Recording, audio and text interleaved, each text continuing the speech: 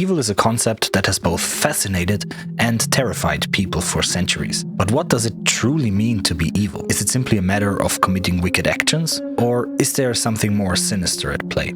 From malevolent characters in art to the embodiment of sin and temptation, the aesthetic of evil has taken many forms through history. But one thing is certain: the idea of evil continues to captivate and haunt us, leaving us to wonder just how far we might go in the pursuit of our own dark desires. In most cases, the term evil describes the possession of undesirable or malicious traits, or the performance of destructive or immoral actions. The aesthetic of evil in art refers to the representation of evil or wickedness in a work of art, such as a painting, a book, or a film. It is often used to create a sense of fear, dread, or horror in the viewer, and can be a powerful tool for evoking emotion and creating a sense of unease. It is important to note that the aesthetic of evil is subjective. What upsets or irritates one person may or may not have the same effect on another person. What is viewed as evil depends on a person's moral philosophy and their life experiences. Now, the depiction of evil in art can take many different forms, including the portrayal of morally ambiguous individuals, the use of ominous colors or lighting, or the presentation of unpleasant or frightening imagery. However, for this video, I would like to focus on how evil is shown in characters. And while there are many interesting characters in popular media to analyze, the most intriguing for me might actually be Griffith from Miura Kentou's Berserk. Now be warned, I will try to avoid as many spoilers as I can, but we will be discussing major plot points in this video. So if you haven't read or watched Berserk yet, now's the time that you can stop the video and go catch up. If the success of a villain were based on the level of rage they inspire in an audience, Griffith would unquestionably be among the greatest. It can be almost as uncomfortable to hear what fans want to happen to him as it is to read the already tragic stories in Berserk. He's pretty much universally viewed as being beyond redemption, yet there are plenty of vile villains who commit horrific crimes in fiction, but don't evoke the same strong feelings in their audience.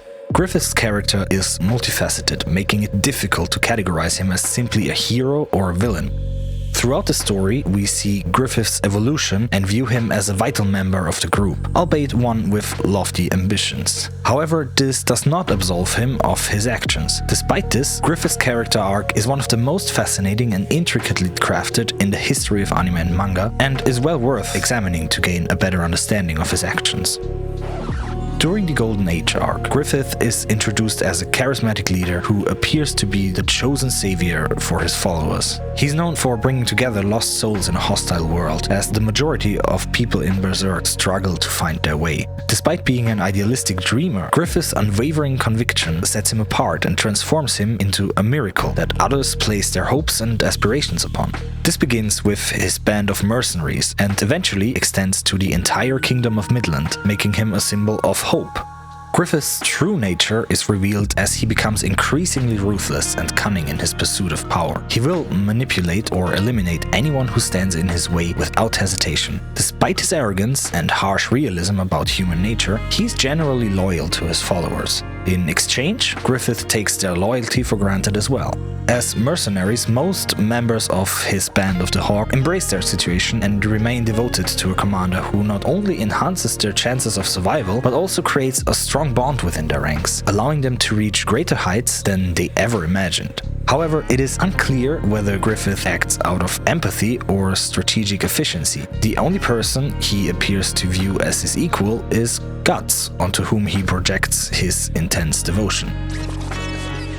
Even as a child, Griffith's strong sense of self and ambition were apparent. In his youth, he had a vision of building his own kingdom in the gritty streets of the city he called home. As the band was coming together, he displayed a complex personality, shifting between a seemingly carefree and innocent demeanor and a deadly and violent streak. People from all backgrounds were attracted to his mercenary band due to this unique blend of difference and peculiarities.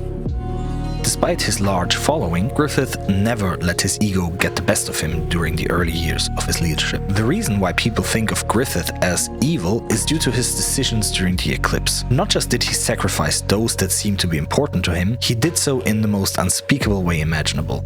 It is not just that we have been told about their friendship and camaraderie, we have experienced it. We expect Griffith to value these relationships and all the things that his comrades have endured for him. Up until this point, we were able to argue that surviving in a cruel, war-torn world requires extraordinary measures, and even though his motives were unclear, Griffith's actions made us believe that inside he's actually a good person.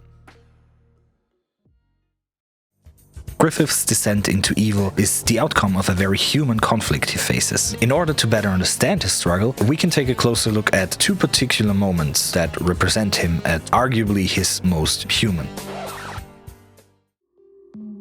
When Casca tells Guts the story of how she met Griffith, we get a rare glimpse of his past. Casca got to know Griffith as a morally upright person, with still realistic aspirations. However, his demeanor changed when a young boy in their band died in battle, causing Griffith to question the impact of his dream on others for the first time. Usually, Griffith is very aware of the reward his dream demands. He's incredibly good at compartmentalizing, shutting out any shame or guilt that would prevent him from achieving his goals. Unfortunately for him, human emotions don't operate that way. Already struggling to understand why people would die for his cause, Griffith's mental struggle intensified when he turned to prostitution to raise money to end the conflict. On the outside, he treats the lord who purchases his body as nothing more than an obstacle in his way, deserving of no emotional response. We can plainly see the limitation of his fortitude, though, when he resorts to self-mutilation to transform the loathing into something that he can comprehend and repress after physically failing to do so.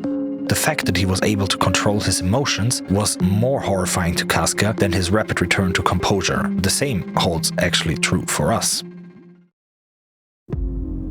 Griffith's success does not come without its own consequences. At a celebratory ball, the Queen of Midland and other nobles attempt to assassinate him due to their envy of his achievements. However, Griffith turns the table on them and executes the conspirators in a gruesome manner. This incident marks the second time Griffith questions his methods. Still, Guts reminds him that such schemes are necessary to achieve his dream, and Griffith agrees. For the first time, we really witness a vulnerable side of Griffith, and we can see how much he actually relies on Guts. Unfortunately, by this point, Guts has already decided to part ways with his comrades in order to pursue his own goals. As Guts and Griffith engage in their second duel, the war has already been won. Griffith has risen to the peerage and vanquished his court enemies, rendering Guts' unique skills unnecessary. As Griffith becomes consumed with the notion of becoming his kingdom's next ruler, he sees himself as an all-powerful rescuer who holds the fate of his people in his hands. Despite his idolization and prosperity, Griffith remains cool-headed even when he can't control Guts. However, Griffith actually foresees the impact Guts' departure has on his future, which ultimately serves as the turning point to the Golden Age. The strongest bonds are forged between independent individuals, and with Guts' departure to pursue his own dreams and become fully independent, it becomes clear that Griffith was the dependent one among them. Through years of perfecting the art of compartmentalizing his emotions, he has become oblivious to his own feelings. By suppressing his own human nature, Griffith fails to foresee the possibility of caring more about a person than about his dream, which sets the stage for his tragic downfall. Despite being in a dire situation during the eclipse, I do not believe that Griffith's decision was made out of desperation or confusion. He had demonstrated his ability to focus and maintain a clear head by surviving a whole year of torture. Griffith's actions, including his immediate desire to harm Guts after being saved, appear extreme but calculated. Even when he attempted to take his life, this seems very deliberate and not like the act of a broken person. The reason behind his rationality during this extreme situation remains unclear, but it is obvious that they are not the result of confusion or desperation. Griffith successfully erases his humanity, punishing Guts for causing him to care and marking the peak of his character arc. It is implied that Griffith had no other choice but to sacrifice his friends and comrades in order to maintain the significance of all his previous accomplishments. While this cannot be excused, for Griffith, it was an inevitable outcome. Through his expert character writing, Miura subjected his characters to extreme ordeals while preserving their moral values, allowing their codependencies, friendships, and rivalries to represent the many unfiltered, breathtaking, and frightening aspects of human relationships. Innately, people are drawn to things they perceive as peculiar or unique, and evil often fits that description. Delving into and understanding evil can help individuals to comprehend not just their own motivations, but those of others and society as a whole. Also, the concept of evil can serve as a cautionary tale, prompting people to reflect on their actions and make more informed choices in their life. In the end, this is what art excels at. It represents various scenarios and explores theories, giving individuals a safe space to explore their curiosity with this dark side of human nature. Our brains are wired to process emotions rather than facts, and may not always handle facts very well. This is where both art and narrative excel. Through Griffith's experiences, we witness our inherent curiosity, and art gives us the freedom to explore moral principles without causing harm intentionally. There's still a lot more about Griffith that we can analyze. For example, I did not really get into his connection to Guts or Casca that much. But what do you think? Is there anything that I have missed, or is there anything that you don't agree with? Let me know in the comments. And if you liked the video, please subscribe to my channel, hit the bell button, it all helps me out a lot. Thank you for watching and see you guys in the next video.